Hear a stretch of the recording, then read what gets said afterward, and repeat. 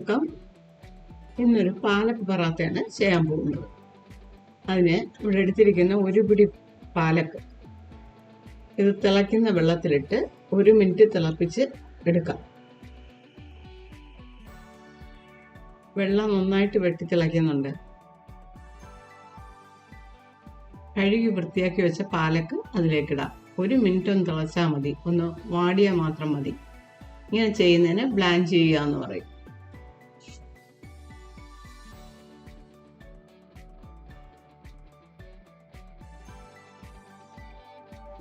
ഇനി stove off ചെയ്യാം.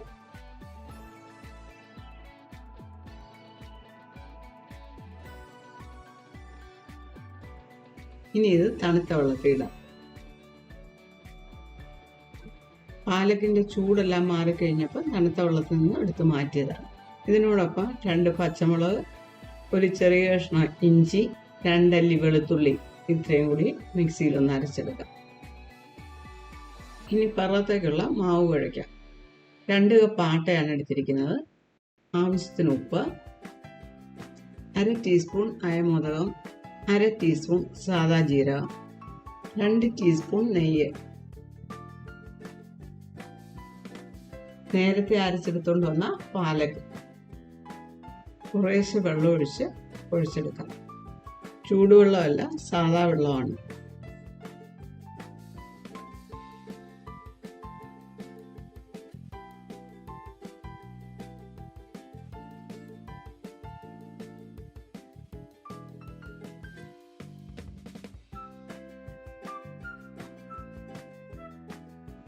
ചപ്പാത്തിക്ക് മാവ് കുഴയ്ക്കുന്ന പോലെ കുഴച്ചെടുക്കുക.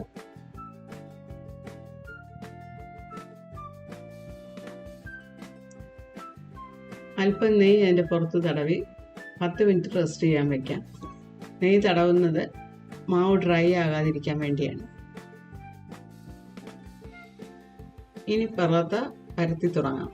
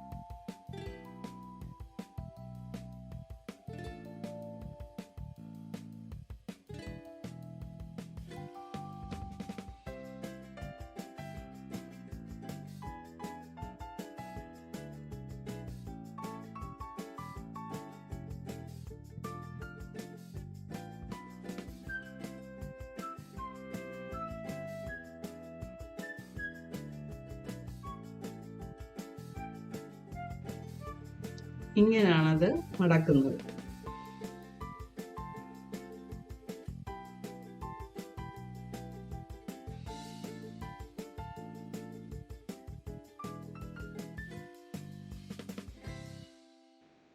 മാവ് കുഴയ്ക്കുന്ന സമയത്ത് ഞാൻ 2 ടീസ്പൂൺ നെയ്യ് ചേർത്തിട്ടുള്ളായിരുന്നു. നിങ്ങൾക്ക് വേണമെങ്കിൽ അതിൽ കൂടുതൽ ചേർക്കാം.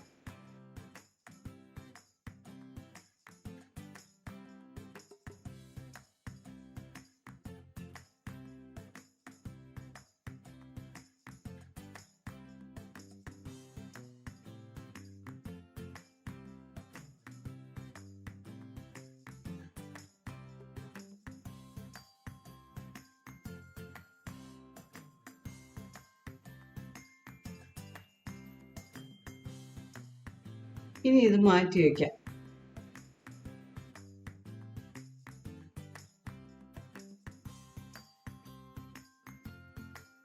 ഇങ്ങനെ ഉരുട്ടിയെടുക്കുമ്പോൾ നല്ല ഷേപ്പിലാണ് ഉരുട്ടിയെടുക്കുന്നതെങ്കിൽ പരത്തുമ്പോഴും നല്ല ഷേപ്പിൽ കിട്ടും.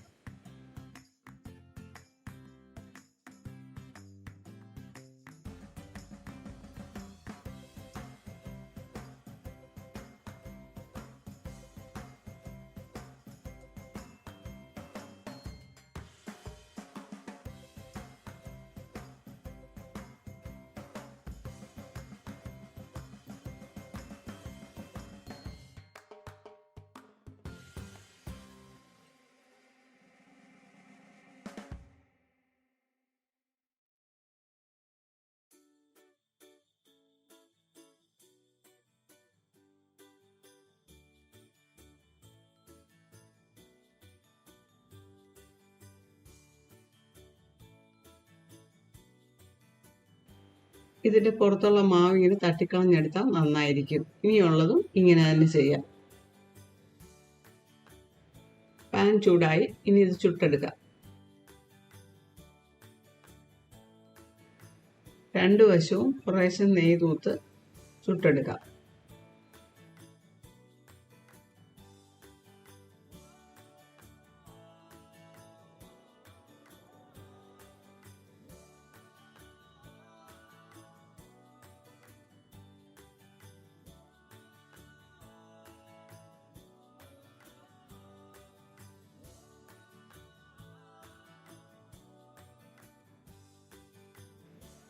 ഇത് തിരിച്ച് മറിച്ച് വിടണം.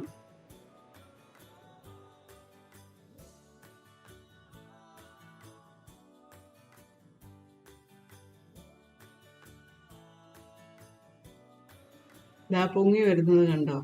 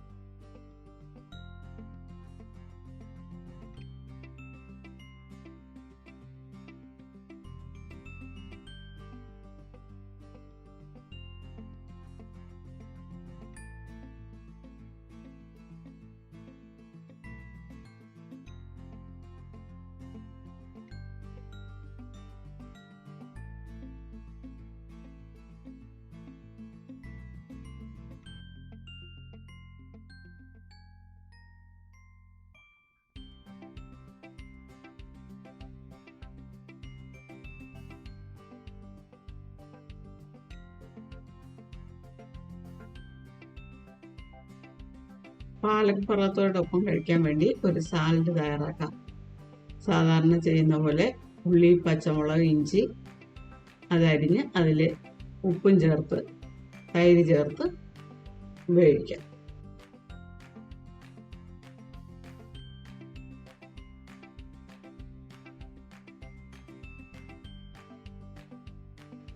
പാലക് പറാത്ത നന്നായിട്ട് വന്നിട്ടുണ്ട്. അതായത് നോക്ക്, അത് ഓരോ ലെയറായിട്ട്. ഇതുവരെ സബ്സ്ക്രൈബ് ചെയ്യാത്തവരുണ്ടെങ്കിൽ സബ്സ്ക്രൈബ് ചെയ്യണം. അതുപോലെ തന്നെ നിങ്ങളുടെ ഫ്രണ്ട്സിനും റിലേറ്റീവ്സിനും ഒക്കെ ഷെയർ ചെയ്ത് കൊടുക്കണം. Please like, share and subscribe. Thank you.